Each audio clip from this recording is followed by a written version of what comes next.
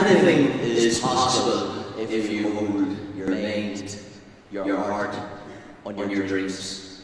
This morning, I received a text message from Armagh, which is 88 miles away from here, at 8 AM. I just ran through that door 3 minutes ago to get onto the stage. I had this vision in my heart, I had this vision in my mind. The reason I'm here is, I suppose, tagline is marathon.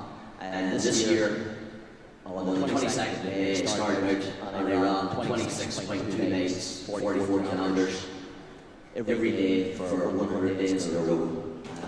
I got faster as I went along. Many people told me it was impossible. Many people said to me, you'll age. Many people said to me, you get injured. I got faster, I got quicker, I became rejuvenated. And this isn't anything great about me.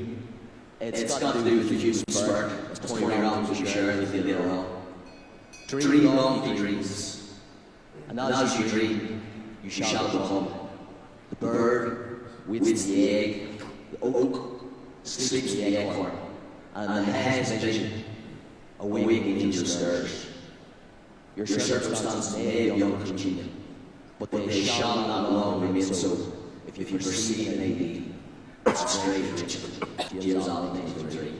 Keep on living.